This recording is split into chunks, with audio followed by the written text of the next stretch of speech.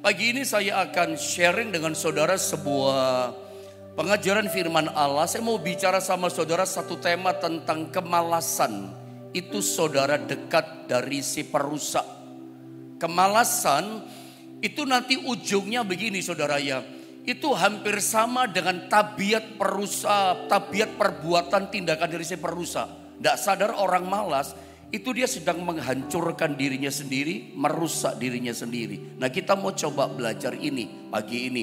Kita baca dulu ayatnya Amsal 18 di ayat yang ke-9 saudara ya. Saya ingin sama-sama kita membaca ayat ini. Amsal 18 ayat 9 sama-sama kita baca 2 dan 3. Orang yang bermalas-malas dalam pekerjaannya sudah menjadi saudara dari si perusak. Alkitab katakan orang yang bermalas-malas atau orang yang bermalas-malasan. Ya, dalam pekerjaannya, dalam perbuatan tindakannya sudah menjadi dikatakan. Jadi sangat dekat. Sudah menjadi saudara dekat daripada si perusak. Kita bicara dulu tentang kemalasan. Kita bicara tentang kemalasan itu saudara dekat daripada si perusak. Apa itu kemalasan? Saya pikir kalau kita bicara kemalasan, mungkin hampir setiap kita pernah mengalaminya ya. Kalau kita bicara kemalasan, saya ulang, mungkin hampir setiap kita pernah mengalaminya. Dari mulai secara rohani ya, malas berdoa. Dulunya mungkin kenceng doanya, rajin. Karena sesuatu, karena keadaan, karena masalah, atau mungkin karena sakit. Atau karena berkatnya banyak, sibuk ngurusi pekerjaan. Tadinya rajin berdoa karena sikon tertentu, berkat tertentu membuat kita mulai mengalami namanya malas berdoa. Ada berpikir gak doa ada berkat kok gitu, malas berdoa. Beberapa lama yang lalu saya teringat melayani di satu persekutuan doa dari jemaat kami yang ada di Jombang. Persekutuan doa di Prigen. Ada berapa orang yang ikut persekutuan. Itu di Bukit Doa Prigen itu ada moto rupanya. Dari Bukit Doa itu banyak berdoa, banyak berkat, sedikit berdoa, sedikit berkat. Tidak pernah berdoa ya tidak ada berkat. Itu besar kayak figura. Itu benar saudara ya. Seringkali orang ketika banyak doa dia ngalami berkat. Ketika berkat banyak mulai kendor doanya. Nanti baru sadar ketika dia tidak berdoa. Jobnya mulai sedikit, bahkan jobnya mulai gak ada, berkat mulai gak ada. Dia sadar dia mau kencang lagi, rajin lagi berdoa.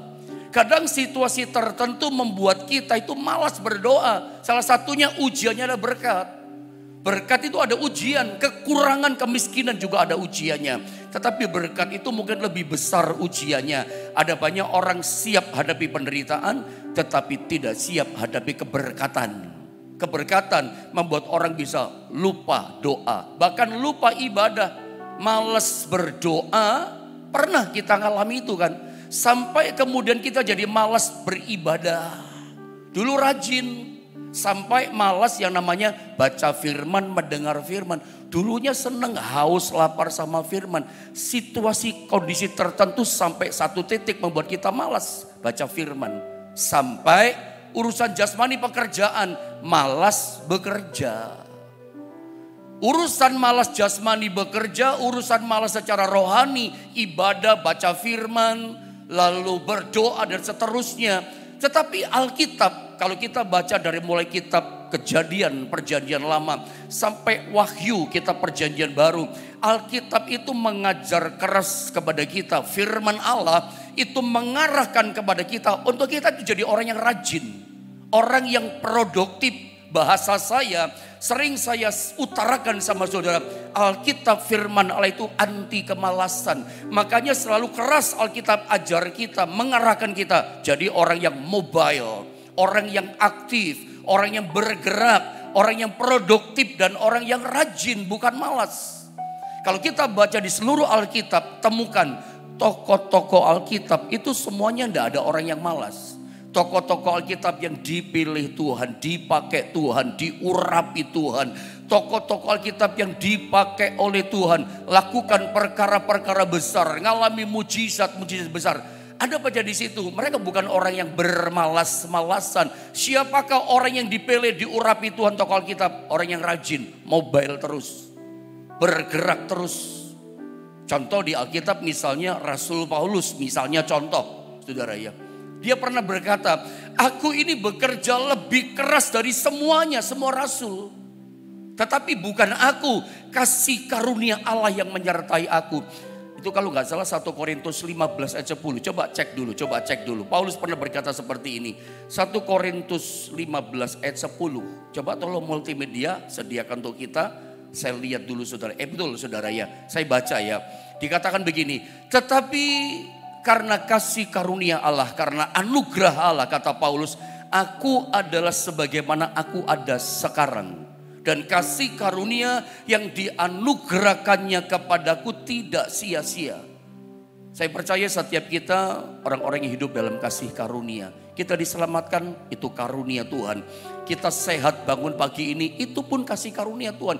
Anda punya suami, Anda punya istri, Anda punya anak-anak, itu kasih karunia Tuhan. Anda kerja, Anda tetap jalan di masa selesai pasca pandemi. Tetap ada rezeki, tetap ada berkat. Ada lihat sekelilingmu banyak gulung tikar tutup loh.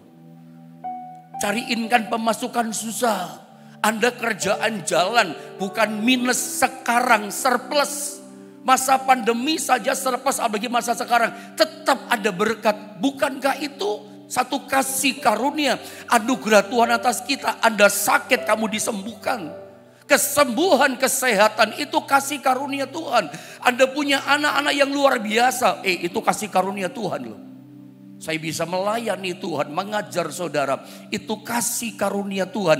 Apa saja yang kita dapatkan dari Tuhan, yang mendatangkan kebaikan, yang membangun hidup kita, itu adalah pekerjaan kasih karunia Tuhan yang kuat, powerful dalam hidup kita. Paulus ajar kita, jangan sampai kasih karunia Tuhan diberikan kepadaku itu menjadi sia-sia. Tidak sia-sia, tidak boleh sia-sia. Kalau Anda jadi malas, itu sia-sia. Udah dapat kasih karunia kok malas berdoa, malas ibadahnya, malas jadi berkat memberkati orang lain. Anda malas baca firman, malas hal rohani, imanmu dibangkitkan. Itu namanya saya beri sebut, ini kasih karunia Tuhan sia-sia dalam hidup kita. Belajar dari Paulus. Dapat kasih karunia keselamatan, dipilih dipakai Tuhan luar biasa. Dia tidak ingin kasih karunia itu sia-sia. Sebaliknya dikatakan apa? Munculkan ayatnya. Aku telah, sebaliknya aku telah bekerja lebih keras daripada mereka semua. Rasul-rasul yang lain semuanya. Kata, aku bekerja lebih keras. Tetapi bukannya aku kerendahan hati, humble ini ya. Melainkan pekerjaan apa? Kasih karunia Allah yang menyertai aku. Kalimat yang mengatakan bahwa aku telah bekerja lebih keras daripada mereka semua. Ini menunjukkan Paulus itu bukan orang pemalas. Ini saya coba buktikan sama saudara. Setiap tokoh, pribadi, sosok yang ditulis Alkitab, dipilih, diurapi, dipakai, lakukan perkara besar. Itu bukan orang-orang malas. Tetapi orang-orangnya bekerja keras, rajin. Tidak malas. Jadi kalau saudara ingin dipakai Tuhan, ingin diurapi Tuhan, lebih lagi pelayan-pelayan Tuhan. Saudara ingin kita dipercayakan perkara yang lebih besar. Bisnis pekerjaanmu yang Anda kelola ingin dipercayakan mujizat yang besar. Belajar dari Paulus, tidak boleh malas. Bekerja nggak boleh malas. Perkara rohani, doa, ibadah, baca firman pun tidak boleh malas. Jangan sampai sia-sia apa yang Tuhan sudah kasih karunia anugerahkan, berikan kepada kita. Jadi orang yang rajin. Ada satu ayat lagi saya tambah ya. Multimedia tolong bantu dalam 2 Tesalonika pasal 3 ayat 10 lagi. 2 Tesalonika pasal 3 ayat 10. Ini contoh saja. Alkitab itu anti kemalasan. Firman Allah mengarahkan kita, mengajar kita untuk mobil aktif dan produktif, bukan bermalas-malasan. Contoh lagi ini ayat. Sebab juga waktu kami berada di antara kamu, kata Paulus kepada jemaat di Tesalonika, kami memberi peringatan ini, kami memberikan warning ini, awasan ini kepada kamu. Apa warning? awasan Paulus kepada jemaat di Tesalonika. Tidak boleh malas awasannya. Lihat ayat ini. Jika seorang tidak mau bekerja. Kalau seorang malas bekerja. Janganlah ia makan. Itu kasih awasan Paulus. Dari sini kita bisa menangkap, mengerti bahwa firman Allah itu memang anti kemalasan. Semua tokoh Alkitab yang dipakai Tuhan lakukan perkara besar itu orang yang produktif. Jadi kalau Anda ingin dipercayakan hal yang besar sama Tuhan, ya memang gak boleh malas. Jasmani bekerja gak boleh malas. Hal iman rohani ilahi juga gak boleh malas, saudara. Yohanes 5 ayat 17. Yesus pernah ngomong sama murid-muridnya. Yohanes 5:17, Bapakku bekerja. Ini terima kasih multimedia. Saya baca ya sebagai wawasan pengertian rohani buat kita. Tetapi ia berkata kepada mereka, Bapakku bekerja sampai sekarang. Bapak di surga tidak malas, bekerja sampai hari ini. Maka aku pun bekerja juga. Bapak dan Yesus bekerja sampai sekarang. Tuhan kita saja tetap mobile, tetap produktif, tetap bekerja sampai hari ini. Dan dia akan bekerja mencurahkan kuasanya kepada siapa? Orang-orang yang juga mobile produktif. Bukan kepada orang yang malas. Yang dia pilih, yang dia pakai, yang dia berkati. Yang dia curahkan kasih karunia semakin besar. Dia berikan kemenangannya, dia berikan pertolongannya, dia berikan berkatnya. Kepada siapa berkat datang turun? Kepada orang-orang yang produktif dan aktif. Bukan orang yang bermalas-malasan. Baik secara jasmani maupun apalagi terlebih rohani. Tidak boleh malas, saudara. Tetapi iblis itu perusak kan. Ingat Adam dan Hawa di Taman Eden, saudara, itu dirusakkan mereka. Dibikin supaya apa? Dibikin malas. Dirusak rumah tangga pertama itu. Nanti kita bicara pada ayat berikutnya. Tetapi kita sama-sama tahu Adam dan Hawa ditaruh di Taman Eden. Tujuannya apa? Mengusahakan Taman Eden. Mengelola. Tetapi kemudian dirusak, saudara ya. Dengan kemalasan itu, rumah tangga pertama itu rusak karena pekerjaan iblis. Nanti mungkin kita bicara pada bagian itu. Tapi di sini kita menemukan bahwa Allah itu bekerja sampai sekarang. Jangan sampai kasih karunia Tuhan, rencana Tuhan itu rusak dalam hidup kita. Karena apa? Karena kemalasan kita. Kita kembali kepada ayat tadi, coba. Orang yang bermalas-malasan dalam pekerjaannya, jasmani maupun pekerjaan rohaninya, dia sudah menjadi saudara dari si perusak. Menjadi saudara, dekat hubungannya dengan perusak. Jadi orang kalau dia malas, bermalas-malasan, dia itu sama buruknya dengan perbuatan perusak. Saya ulang ya kalimat ini. Orang Kristen, termasuk kita nih orang percaya dengar firman Allah. Kalau kita pun bermalas-malasan, doanya mulai malas. Ibadah mulai malas. Baca firman mulai gak ada gairah, mulai malas. Bekerja pun mulai malas, gak bisa mobil produktif lagi. Dengar baik-baik. Ini sama buruknya dengan perbuatan pekerjaan si perusak. Jadi orang yang malas ibadah, malas doa, gak ada gairah lagi. Itu sebetulnya dia itu gak sadar dia sedang menghancurkan, merusak dirinya. Karena kemalasan itu sama buruknya dengan perbuatan si perusak. Dia merusak diri kita orang malas. Membuat hidup kita hancur nanti. Membuat diri kita menjadi rusak. Jadi semua rohani kita akan jadi rusak. Termasuk ekonomi akan rusak. Karena ini pekerjaan perusak dekat dengan kemalasan. Mungkin saya langsung saja pada inti ya. Di dalam Alkitab itu ternyata kita temukan hanya mengenal satu macam perusak. Tidak ada yang lain. Saya temukan, saya pelajari Alkitab. Dalam Alkitab hanya kenal satu macam perusak. Siapa dia? Iblis itu perusak. Contohnya Yohanes 8:44. Lalu yang kedua Yohanes 10:10. Ini ayat yang sering saya sampaikan sama saudara.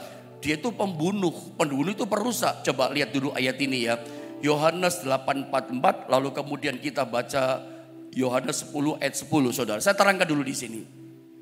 Iblislah yang dikatakan yang menjadi bapakmu dan kamu ingin melakukan keinginan-keinginan bapakmu. Ia, nah ini adalah pembunuh manusia. Anda sepakat dengan saya bahwa pembunuh itu sama dengan perusak.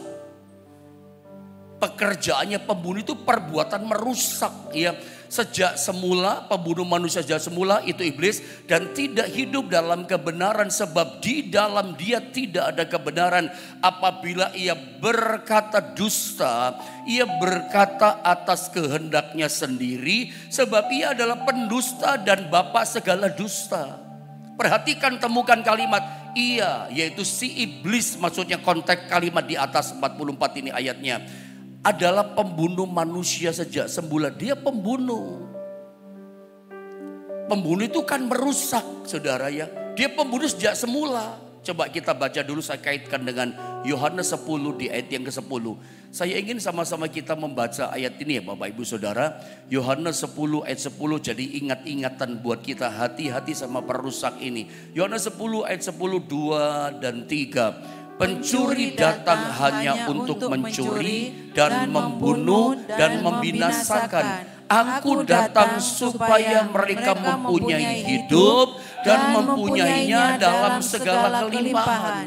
Terjadi paradoks, bertentangan antara kedatangannya Yesus dengan kedatangannya si pencuri, si perusak, si iblis. Iblis kerjaannya semua perbuatannya merusak.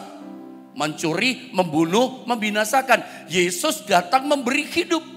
Kasih hidup iman kita, kasih hidup pekerjaan kita, kasih hidup kesehatan kita. Yesus datang cuma satu tujuannya, memberikan hidup dan hidup dalam segala kelimpahan. Kalau perlu kita gak kekurangan, itu kerinduan Tuhan. Gak kekurangan damai, gak kekurangan sukacita, gak kekurangan ketenangan, sampai gak kekurangan kesehatan. Dibikin sehat sempurna kita. Tapi iblis itu pembunuh, perusak. Merusaknya bagaimana? Dia mencuri kesehatan kita, mencuri berkat kita. Job di depan mata bisa tuh iblis curi, bisa iblis ambil. Dia pembunuh, pembinasa. Mencuri, membunuh, pembinasa. Ini kegiatannya, pekerjaan, wujud pekerjaan dari si perusak itu iblis. Saya ulang sekali lagi. Alkitab mencatat mengenal cuma satu macam perusak, itulah iblis. Yesus kasih kehidupan. Kalau kita lihat di Taman Eden, dialah perusak pertama rumah tangga di Taman Eden. Iya kan, Adam dan Hawa. Itu rusak loh rumah tangganya, ditipu sama iblis. Makanya rumah tangga yang rusak itu pekerjaan iblis. Dan itu pekerjaan dia. Sampai kehilangan berkat, kehilangan anugerah, diusir keluar dari Taman Eden. Itu rumah tangga pertama. Mestinya mengelola, jaga baik-baik kata Tuhan. Tapi dirusak sama si setan dengan tipu muslihatnya. Iblis perusak rumah tangga pertama. Jadi kalau kita lihat di dunia ini ada rumah tangga yang rusak. Itu kenapa rusak? Itu pekerjaan setan. Diperangi setannya. Semua namanya perusak. Termasuk di mana saja. Di pemerintahan ini, di negara ini. Pokoknya kita lihat merusak, tabiatnya merusak. Itu pekerjaan setan, di balik itu sutradaranya. Sekarang saya akan tunjukkan sama saudara. Dalam Wahyu pasal 6 ayat 5 sampai 6. Ini sebetulnya inti pesan Tuhan yang Tuhan taruh di hati saya yang coba saya sampaikan sama saudara. Saya berharap Anda bisa menangkap Wahyu pasal 6 ayat 5 sampai 6. Saya ingat betul ketika saya masih sekolah Alkitab, guru-guru saya itu pada masa itu tahun 95, 96, guru-guru saya udah ngomong sama saya dengan murid-muridnya. Wahyu pasal 6 ayat 5 sampai 6. Guru saya berkata apa? Ini yang namanya meterai ketiga sudah dibuka. Kuda hitam itu sudah berjalan ada di dunia ini. Itu pada tahun 95-96 guru saya udah ngomong seperti itu. Saya baca ya, dikatakan begini. Wahyu 6 ayat 5 sampai 6. Ini inti pesan dari Tuhan yang saya coba lepaskan sama saudara. Dikatakan begini. Dan ketika anak domba itu, siapa anak domba? Tuhan Yesus Kristus itu anak domba Allah. Dikatakan membuka meterai yang ketiga. Aku mendengar, kata Rasul Yohanes, dia mendengar suara makhluk yang ketiga berkata, mari, dikatakan. Dan aku melihat, sang Rasul melihat, sesungguhnya ini penting, ada seekor kuda hitam. Itu dilepaskan kuda hitam. Dan orang yang mendungganginya, siapa pendunggang kuda hitam? Si iblis, si setan pendunggang kuda hitam. Dikasih keleluasaan. turun di dunia, bekerja di dunia, memegang sebuah timbangan di tangannya. Jadi saya katakan tadi, guru saya pernah berkata sejak 95-96 itu udah lama berarti. Kuda ini udah dilepaskan, apalagi sekarang di akhir zaman sudah ada kuda hitam berkeliaran keliling di seluruh dunia. Penunggangnya itulah si iblis. Itu memegang sebuah timbangan di tangannya, neraca di tangannya. Untuk apa neraca di tangan setan yang menunggang kuda hitam? Neraca ini menimbang kita, menguji kita dengan timbangan ini. Apa yang diuji? Kita lihat di ayat yang ke-6. Setiap kita akan mengalami ujian yang sama, ditimbang hidup kita.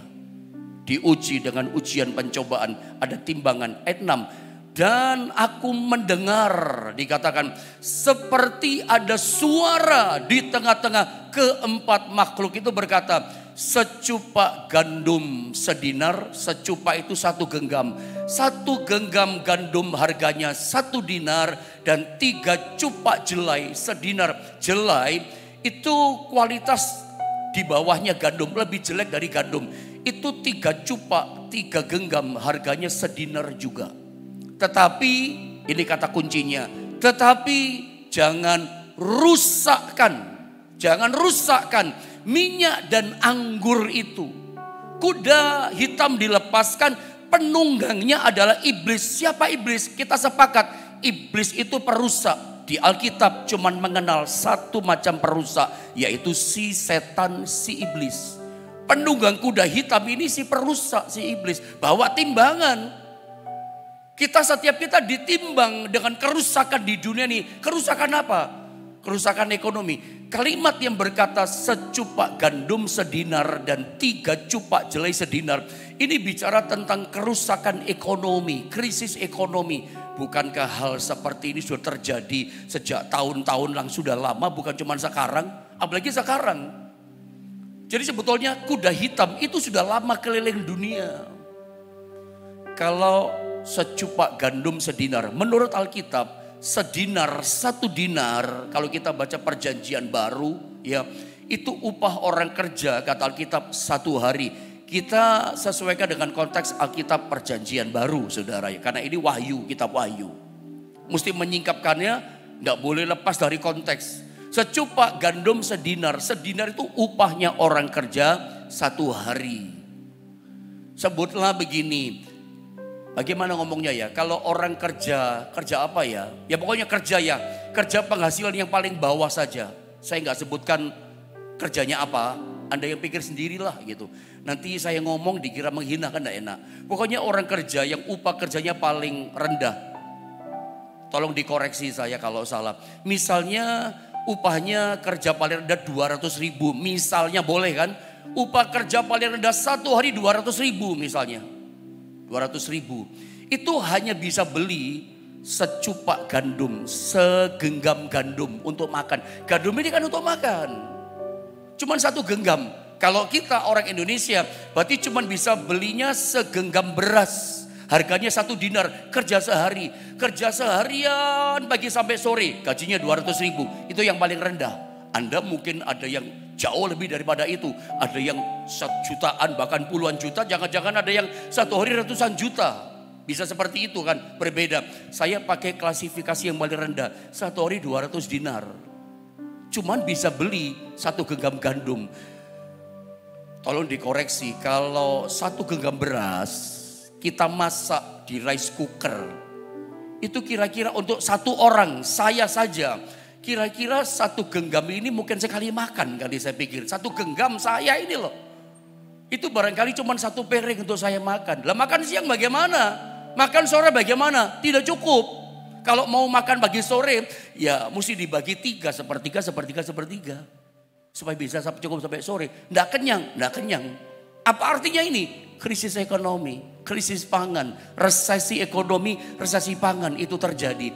Alkitab katakan akan terjadi dan saya pikir sudah terjadi. Jadi kuda hitam penunggangnya perusak, bawa neraca timbangan. Siapa ditimbang? Semua orang di dunia ditimbang, terutama kita orang percaya ditimbang pakai neraca dengan krisis ekonomi, krisis pangan dan seterusnya. Udah gampang loh saudara ya. Kalau orang kerja susah payah hanya makan sekali saja, berarti dunia sedang dalam masa yang sulit. Ini berita akhir zaman. Wahyu pasal 6 ayat 5 sampai 6. Ini berita akhir zaman. Kuda hitam udah dilepaskan. Bahkan dikatakan 3 cupak jelai. Jelai itu kualitasnya rendah makanannya. Itu pun 1 dinar. Orang bisa dapatkan itu makan pagi, siang, sore. Itu dengan upah sedinar sehari. Kalau besok bagaimana? Pas kalau udah ada kerjaan, ya gak makan saudara. Wahyu 6 ini menggambarkan situ akhir zaman. Ekonomi rusak. Jadi tatanan perekonomian. Sistem dunia perdagangan, sistem dunia bisnis jual beli, sistem dunia soal keuangan. Di masa ini dikatakan ketika terjadi merajalela itu rusak yang dibangun sama manusia. Yang bangun sistem ekonomi, dagang, jual beli, keuangan, moneter itu kan manusia kan. Nanti rusak itu. Nanti yang menyehatkan siapa? Nanti akan muncul antikristus. Sekarang pun sudah mulai tanda-tanda resesi, diakui atau tidak, itu mulai rusak. Ya, mulai kesulitan itu mulai nampak. Nanti terjadi tahun ke depan seperti apa kita nggak tahu. Saya bukan zaman nakut-nakuti, tapi justru ada satu gambaran dari firman Allah. Jadi pegangan buat kita. Nanti resesi ekonomi boleh terjadi, bahkan sedang terjadi, akan terjadi lebih hebat lagi. Kata 2 Timotius pasal 3:1 bahwa hari-hari terakhir akan datang masa yang sukar. Terjemahan asli kalepos, hari-hari yang amat sangat sukar. Nah, kalepos tujuannya apa? Supaya iman kita jatuh, bergeser. Kata kalepos, ujian masa sukar yang datang sangat sukar itu. Tujuannya supaya iman kita geser. Kalau udah geser kemudian kita jatuh iman kita. Ditimbang gitu. Bisa gak hadapi itu? Jangan kisah ekonomi. Tatanan dunia kerja yang mulai sulit kerja. Bisa gak kita diuji di neraca itu? Kedapatan kuat gak? Sebab itu kalau kita ingin bertahan. Ingin tetap terpelihara. Ada 2 perkara yang gak boleh rusak hidup kita. Ekonomi perdagangan rusak, resesi ekonomi rusak, sistem keuangan dunia rusak. Tetapi jangan rusakkan minyak dan anggur itu. Gak boleh rusak. Ekonomi akan rusak dan itu harus kita akui. Sistem perdagangan jual beli akan rusak nanti. Kok jadi sulit ya, gak kayak dulu. Semuanya berubah. Dan kita mulai merasakan tanda-tanda itu. Sikap kita bagaimana sebagai orang Kristen pendeta? Sikap kita adalah begini kata Alkitab. Nasihat firman Allah.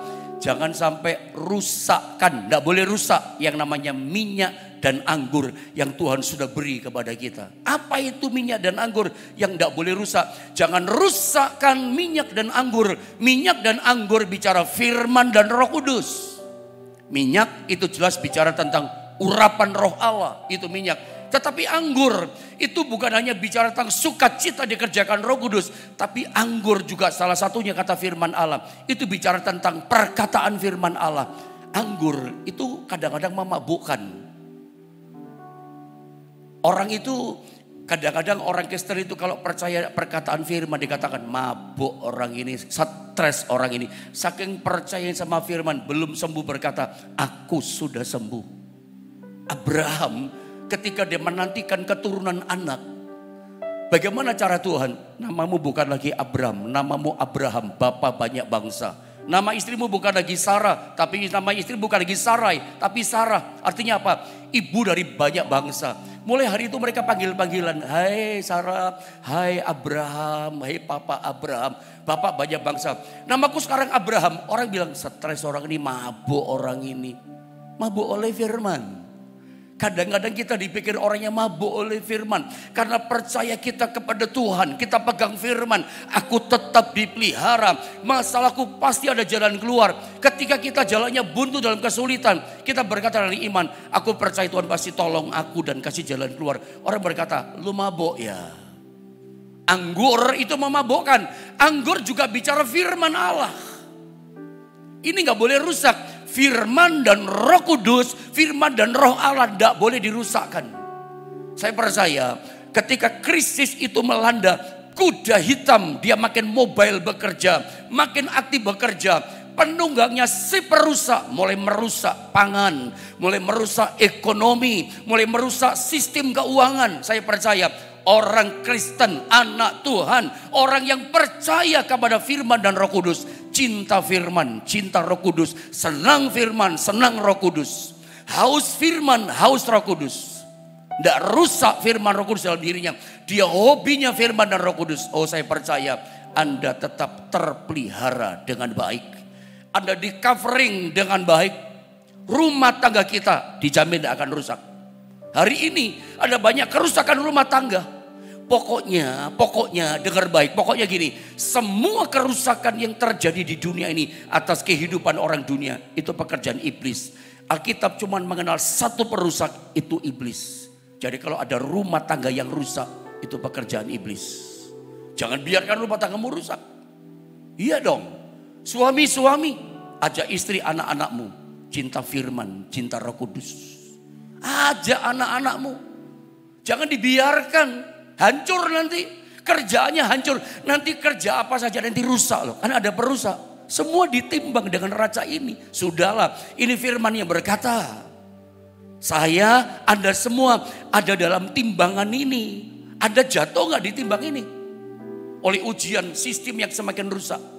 Kalau ekonomi rusak, pangan rusak, itu masuk ke rumah tangga. Ributnya soal ekonomi nanti. Masa ada sih pendeta orang cerai, hancur-hancuran, pukul-pukul gara ekonomi? Banyak. Gara-gara uang bisa hancur rumah tangga.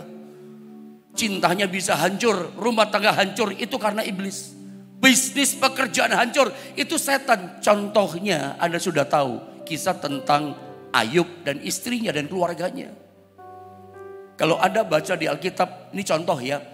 Ayub pasal 1, itu jadi percakapan di alam roh. Sebelum terjadi yang jasmani, yang rohani terjadi dulu. Jadi kalau Anda ingin jasmani dipulihkan, yang rohani Anda kejar. Di alam roh terjadi perbincangan antara Allah dengan iblis. Allah bangga dengan Ayub, dia boleh dengan itu. Apakah engkau pernah lihat hambaku Ayub? Di dunia, di bumi, tidak ada orang kayak Ayub hambaku itu. Saleh, jujur, takut akan Tuhan, menjauhi kejahatan. Anda tahu iblis ngomong apa?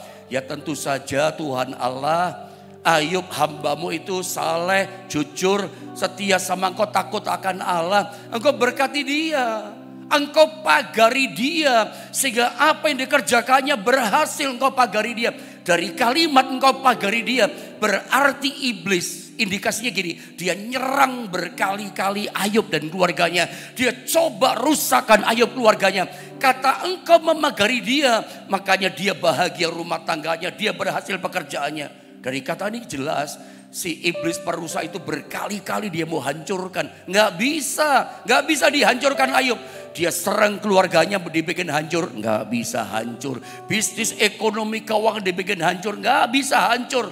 Lewat anak, nggak bisa hancurkan Ayub. Anak mau dihancurkan, tetap nggak bisa. Keluarga ini di covering, diproteksi Tuhan. Karena keluarga ini kan cinta Tuhan kan. Ini perkataan iblis, coba pagarnya kau ambil. Tadi percakapan, pagarnya dicabut, iblis mulai serang merajalela. Ini cuma contoh. Hancurlah keluarga itu. Ditanya dengan apa? Istrinya kepahitan sama Tuhan, berkata begini. Istrinya, sudah kutuki saja Allahmu, setelah itu mati. Gak usah beribadah kepada Tuhan. Kepahitan dia. Dalam neraca timbangan jatuh istrinya Ayub. Itu pekerjaan si setan. Jadi lihat saudara ya. Saya percaya ada pagar Tuhan. Kalau kita tidak pernah rusakkan, tidak lalai. Jangan malas makanya. Kemalasan kita berdoa, kemalasan kita beribadah, kemalasan kita untuk cinta firman, cinta Roh Kudus.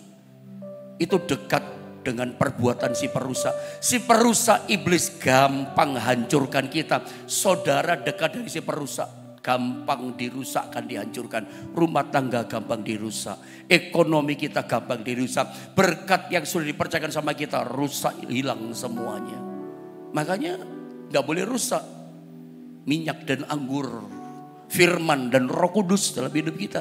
Tetap cinta firman. Jangan malas dengar firman. Jangan malas ibadah. Jangan malas berdoa. Karena ini kunci perlindungan. Tidak boleh rusak ibadah kita. Doa kita gak boleh rusak loh saudara ya. Cari Tuhan gak boleh rusak. Ilahi iman gak boleh rusak. Kalau rusak, ya rusaklah semuanya. Karena iblis sedang bekerja, si kuda hitam ini sedang merusak semua yang ada di dunia, termasuk keluarga kita. Bagaimana keluarga kita di covering? Bawa seisi rumahmu datang kepada Tuhan. Cari Tuhan, cinta firman, cinta Roh Kudus, cinta ibadah. Kalau Anda bisa pelihara itu gak sampai rusak di keluargamu. Di covering, kerja, tetap ada berkat. Walaupun sistem dunia lagi sulit bekerja, Anda mulai merasakan itulah sekarang. Susah Pak sekarang kerja, banyak pengangguran Pak sekarang. Ya, itu terjadi di mana-mana. Bukan cuma Anda ngalami, semua orang mengeluh itu. Makanya tidak boleh rusak ya. Minyak sama anggur ini, ibadah doa kita tetap kuat, pelihara, tetap sehat. Sehingga kita di covering sama Tuhan. Ada satu ayat mungkin dengan waktu yang ada saya bacakan sama saudara. Wahyu pasal 8 10 sampai 11. Lalu malaikat yang ketiga meniup sangkakalanya dan jatuhlah dari langit sebuah bintang besar. Seperti apa bintang besar? Menyala-nyala seperti obor. Bintang jatuh, bintang itu kayak obor besar. Dan ia menimpa sepertiga dari sungai-sungai dan mata-mata air. Nama bintang itu ialah Absintus, dan sepertiga dari semua air menjadi absintus, menjadi pahit, dan banyak orang mati iman, mati rohani, rusak semuanya. Karena air itu, sumber airnya, sebab sudah menjadi pahit. Singkat kata begini, lihat gambar ini. Absintus itu artinya adalah perusak salah satunya. Absintus itu adalah bahasa Ibrani-nya la'ana, ipuh atau racun. Absintus merubah air menjadi pahit. Dikatakan mata-mata air. Ingat, mata air itu bicara hati kita ya. Orang yang percaya kepada Tuhan, kata Yohanes, dari dalam hatinya akan mengalir aliran-aliran air hidup. Amsal 4 ayat 23 katakan, jagalah hatimu dengan penuh kewaspadaan, karena dari dalam situlah, dari dalam hati kita memancar kehidupan. Hati itu memancarkan, mengalirkan kehidupan, masa depan yang baik dari hati. Kalau mata airnya pahit, ya mulutnya pahit, perbuatannya pahit. Siapa yang bikin pahit? Ini bintang-bintang di langit berjatuhan. Ya, terutama kalau kita nanti lihat di ayat selanjutnya, tapi gak cukup waktu saudara ya. Lihat ini saja, nanti akan ada yang namanya absintus, bintang itu jatuh di langit. Itu membuat pahit setiap hati. Siapa sih hati di sini? Kehidupan orang percaya.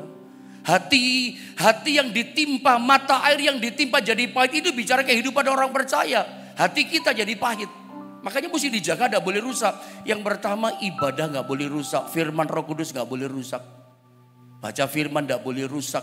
Yang kedua, hati harus dijaga gak boleh rusak. Kalau hati rusak, mulut nanti rusak. Perbuatan rusak, pahit semuanya. Sering saya gambarkan, semua dari akar kan. Akarnya pahit, batangnya pahit, daunnya pahit, buahnya pahit. Harusnya kalau akarnya apokat, batangnya apokat, semuanya apokat sampai buahnya apokat. Semuanya dari akar. Hati kita itu akar kita. Jaga hati kita, jangan kepahitan. Kalau hari ini ada yang hatinya pahit, ya itu nanti akan membuat rusak. Rumah tangga jadi rusak, pekerjaan jadi rusak. Kenapa? Karena kepahitan. Keturunan Abraham, saudara ya, kalau kita baca di Alkitab, itu dua. Tepi pantai dan bintang di langit. Nanti kalau kita baca ya di dalam Wahyu 6 ayat 13. Terakhir saja deh, terakhir 1 menit saja. Dan bintang-bintang di langit berjatuhan ke atas bumi. Bagaikan pohon ara menggugurkan buah-buahnya yang mentah. Apabila digoncang angin yang kencang. Ada angin yang kencang menggoncang. Bintang di langit berjatuhan. Siapa dia? Ini bicara kita orang percaya. Orang udah dipakai Tuhan. Keturunan Abraham itu dua macam. Tepi pantai, tepi laut sama bintang. Saya percaya kita itu bintang-bintangnya Tuhan semua. Tapi bintang banyak yang jatuh. Jadi jangan heran ada banyak kejatuhan hamba Tuhan. Kejatuhan anak-anak Tuhan yang luar biasa. Udah ditulis. Kok jatuh sih orang itu Pak Pendeta? Pendeta itu kok jatuh? Udah ditulis. Bintang akan berjatuhan. Kenapa? Tidak jaga hatinya. Hatinya dibiarkan rusak. Rusak perbuatannya. Jadi sorry kata-kata saya. Pendeta rusak juga banyak. Anak Tuhan rusak banyak, hamba Tuhan rusak juga banyak. Kenapa kok rusak? Rumah tangga rusak juga banyak, ekonomi rusak juga banyak. Ini loh hati gak dijaga. Makanya sama-sama kita waspada, awasan buat kita. Termasuk saya yang mengajar, ada selamat saya gak selamat kalau saya gak jaga hati. Makanya semua kita harus jaga hati kita. Hati yang tetap cinta Tuhan. Anggur minyak tidak boleh rusak. Hati kita tidak boleh rusak. Hati yang mengasihi, cinta Tuhan. Ada Tuhan di hidup kita. Kita naikkan